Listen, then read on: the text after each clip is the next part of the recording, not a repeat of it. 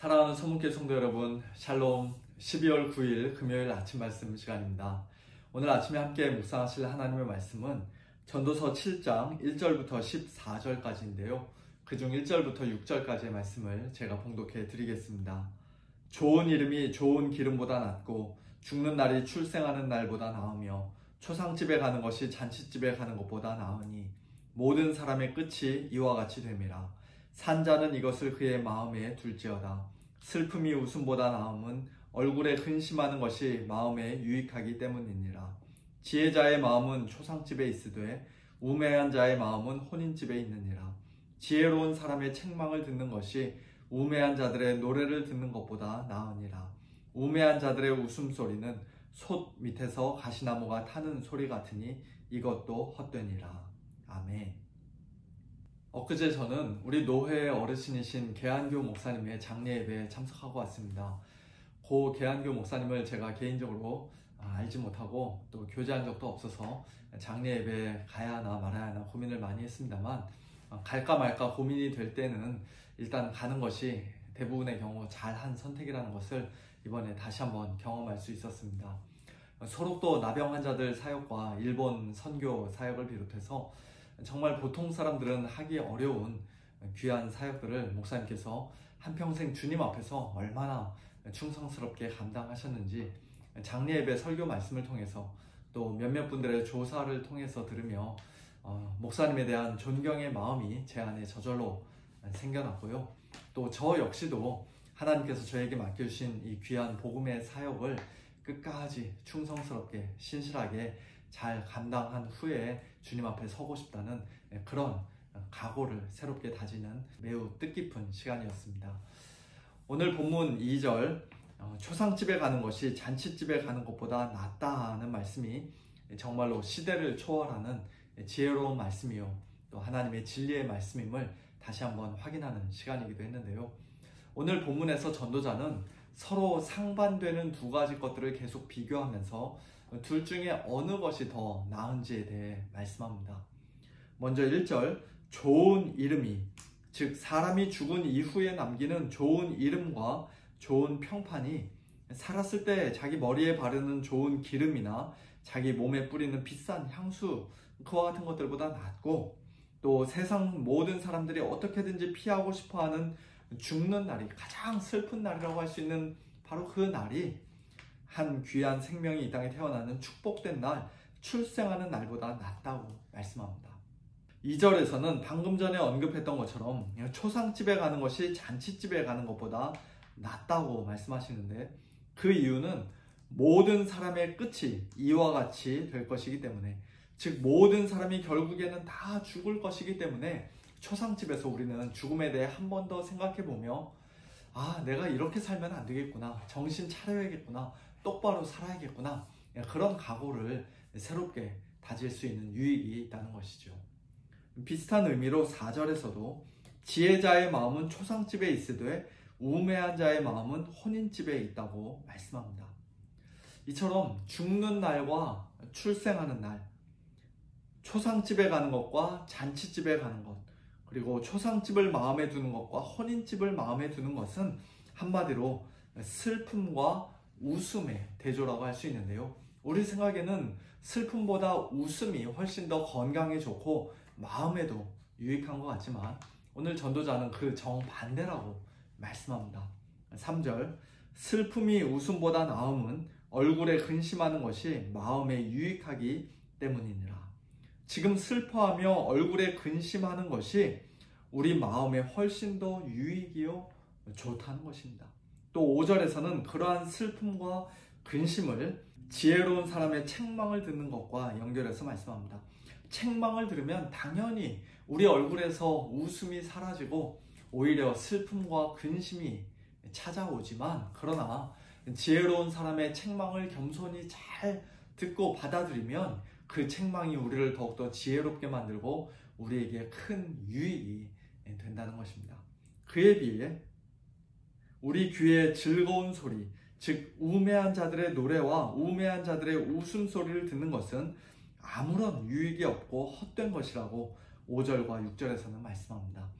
특별히 우매한 자들의 웃음소리는 마치 솥 밑에서 가시나무가 타는 소리처럼 딱딱딱딱 시끄럽고 요란하기만 할 뿐 실제로는 제대로 타지 못하고 오랫동안 타지도 못하는 장작으로서는 아무런 쓸데가 없는 그런 헛된 것이라고 말씀하고 있어요. 이런 모든 말씀들의 공통점은 무엇입니까? 전도자는 우리에게 어떤 종류의 지혜를 가르쳐주고 있습니까?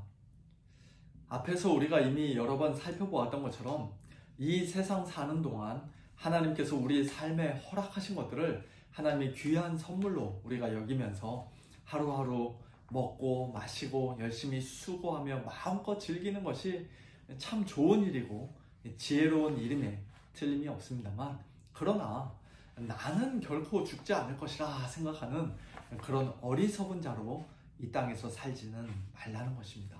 지금 당장 눈에 보이는 것이 전부인 것처럼 생각하며 그저 세상 재미와 웃음과 즐거움만을 추구하는 그런 우매한 사람이 아니라 언젠가는 나에게도 반드시 찾아올 그 죽음이라는 분명하고도 엄중한 현실을 늘 의식하고 기억하는 가운데 때로는 슬퍼하고 근심하며 사는 사람이 오히려 지금 현재를 훨씬 더 의미 있게 잘 살 수 있는 지혜로운 사람이라는 것이에요. 우리가 잘 아는 조나단 에드워즈 목사님이 직접 작성한 70가지 결심문에도 그런 지혜를 반영한 문구들이 많이 있는데요. 몇 가지만 소개해드리면 9번, 매사에 나의 죽음과 죽고 난 뒤에 무슨 일이 일어날지에 대해서 많이 생각하자.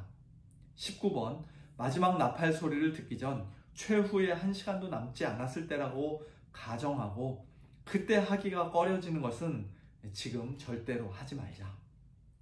51번, 죽을 때 내가 뒤를 돌아보면서 이런 일을 했으면 좋았을 텐데 하고 생각하는 것처럼 모든 면에서 그렇게 하자. 52번, 나는 종종 노인들이 자기가 인생을 다시 살 수만 있다면 어떻게 살겠다라고 말하는 것을 듣게 된다.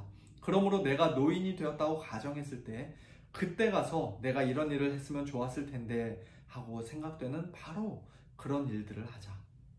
이와 같은 내용을 담고 있는 이 70가지 결심문을 조나단 에드워즈 목사님은 18살에 회심한 후 약 1, 2년 동안 청소년 시기에 작성해서 55세 젊은 나이로 세상을 떠날 때까지 일주일에 한 번씩 꼬박꼬박 읽으며 하나님 앞에서 결심을 새롭게 다졌다고 합니다. 참 대단하죠. 오늘 저와 여러분이 그의 70가지 결심문을 매주 한 번씩 읽을 필요는 없습니다만 우리 역시도 그가 일찍이 결심했던 것처럼, 아니 오늘 전도서의 말씀처럼 죽음을 자주자주 묵상하고 생각하는 그런 지혜로운 사람들이 되어야 할 줄로 믿습니다. 두려움과 불안함으로 죽음을 묵상하고 생각하는 것이 아니라, 또는 그저 오늘 이 순간을 좀 더 의미 있게 잘 살도록 만드는 그런 해 아래에서의 지혜로 만족하는 것이 아니라, 우리 성도들은 이미 죽음을 이기고 승리하신 예수님 안에서, 예수님 때문에 더욱더 적극적으로 더 큰 소망으로 죽음을 묵상하고 간절히 기다릴 수 있는 그런 사람들이 되었습니다. 빌립보서 1장에서 사도 바울은 자기가 죽는 것과 사는 것 중에서 만일 하나를 택해야 한다면 무엇을 택해야 하는지 나는 알지 못하노라 하고 말씀합니다. 굳이 둘 중 하나를 택하라고 한다면 차라리 세상을 떠나서 그리스도와 함께 있는 것이 자기에게는 훨씬 더 좋은 일이고 또 그렇게 하고 싶지만, 그러나 자기가 육신으로 있는 것이, 이 땅에서 좀 더 사는 것이 성도들을 위하여 더 유익하기 때문에 그것도 좋다고 말씀합니다.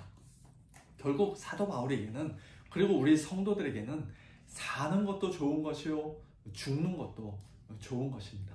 중요한 것은 내가 살고 죽는 것이 아니라 살든지 죽든지 우리의 몸에서 그리스도가 존귀하게 되는 것이에요. 우리 성도들에게는 사는 것이 그리스도니, 즉 그리스도가 우리 삶의 존재 이유요, 인생의 목적이요, 생명의 근원이요, 우리의 전부이기 때문에 죽는 것도 유익합니다. 우리가 이 땅에 몸을 입고 사는 동안에는 엄밀하게 말하면 주님과 따로 있는 것이기에 차라리 몸을 떠나, 이 세상을 떠나 주님과 함께 있는 그것을 원한다고 사도 바울은 고린도후서 5장에서도 담대하게 말씀합니다.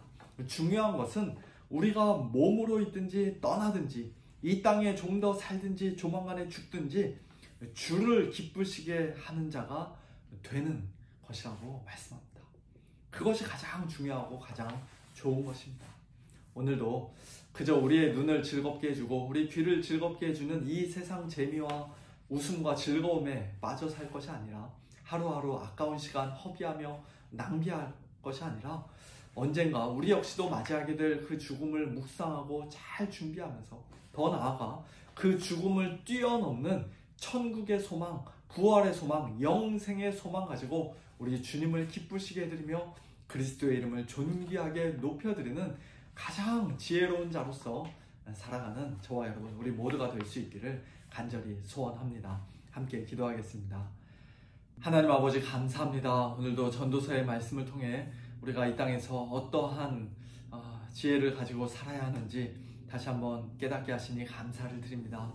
저희들 눈에 보이는 이 세상이 전부인 것처럼 생각하며 또는 귀에 들리는 세상 재미와 웃음소리, 우매한 자의 웃음소리에 우리의 마음을 빼앗기며 시간을 허비하며 낭비하며 사는 자들이 아니라 언젠가는 맞이하게 될 죽음을 오늘 묵상하는 가운데 그 죽음에 비추어 오늘 더욱더 의미 있게 살고 또 이 세상에서 죽음을 잘 준비하는 그와 같은 지혜자로 살기를 원하오니 하나님 아버지 저희들에게 지혜를 풍성히 허락하여 주시옵소서. 특별히 예수 그리스도 안에서 예수님 때문에 저희들 이미 죽음을 뛰어넘는 참된 소망을 가진 자들로 저희들 삼아주시니 감사합니다.